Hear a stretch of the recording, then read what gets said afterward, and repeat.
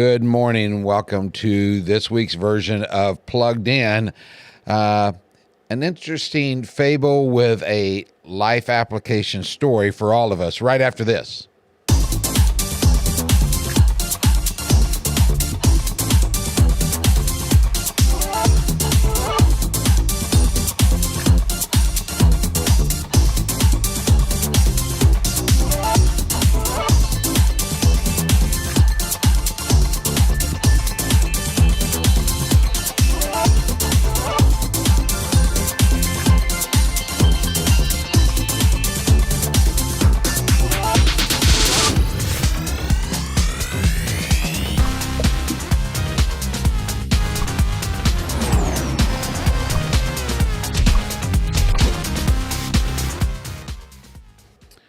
Well, good morning. We're glad that you're with us. I saw the buses out running around, so school's back in session.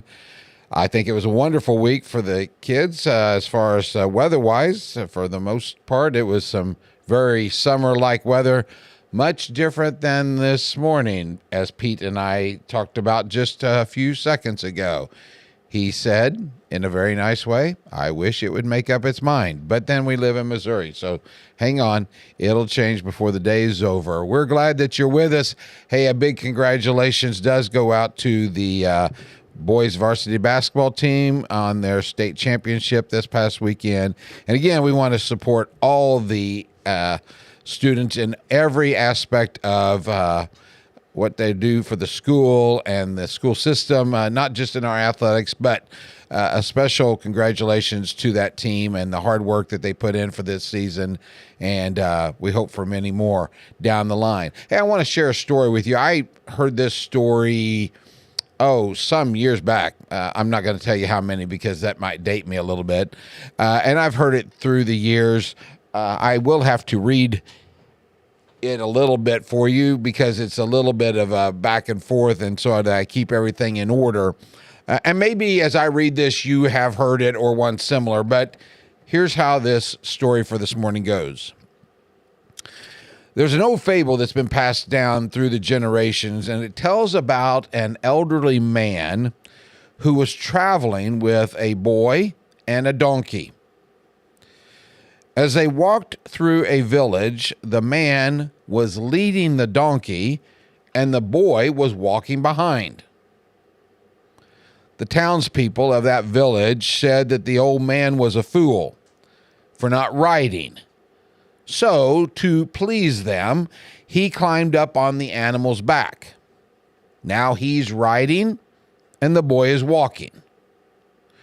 They went on to the next village, and the people saw the old man, and they thought he was cruel to let the child walk while he enjoyed the ride.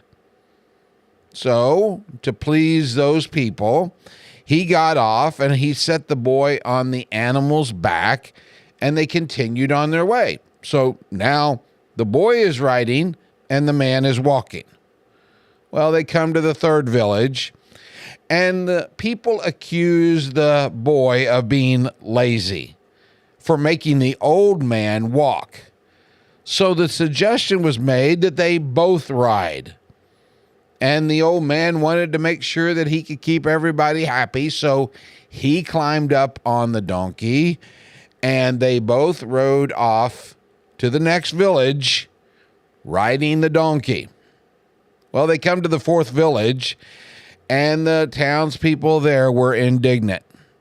They were upset at the cruelty of the donkey, or that was being put on the donkey, because he was being made to carry two people. The frustrated man had the end of it. So the last time the townspeople saw him, he was carrying the donkey down the road. Now, we might chuckle a little bit at that, but this story makes a very good point. We cannot please everybody, and if we try to end up doing so, we're going to carry a very heavy burden. When I was growing up,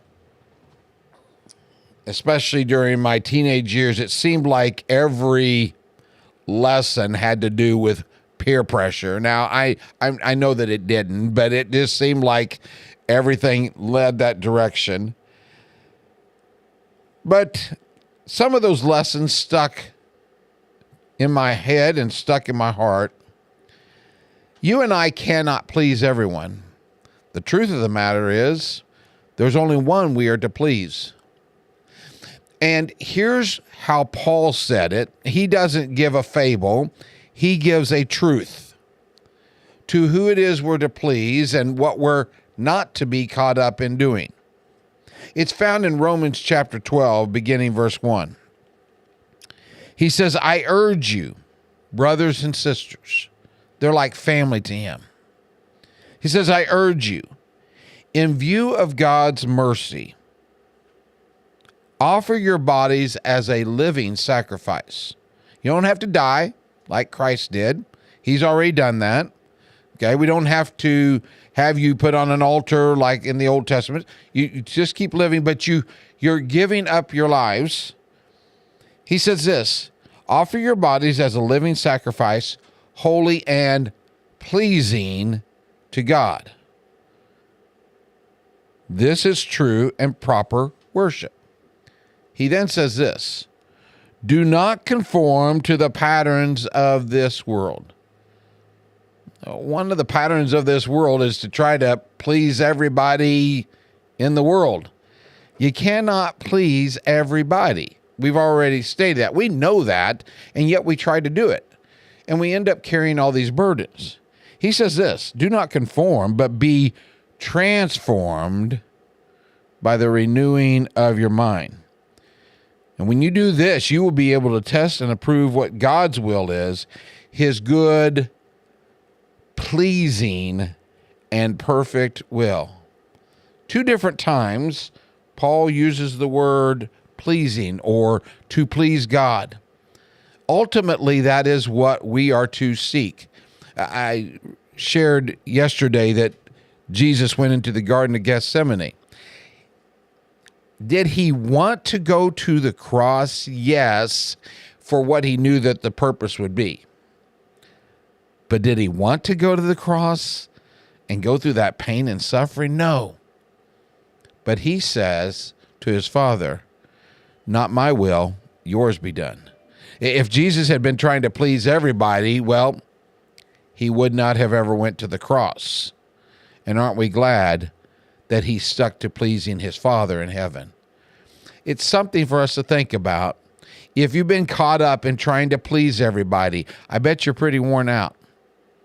You might start backing off a little bit and ultimately ask yourself, am I pleasing God the most? Thank you again for joining with us this week. We will be back again next Monday for another lesson on from Plugged In, and who knows what God will have for us next week. Have a wonderful week. Like and share this. God bless.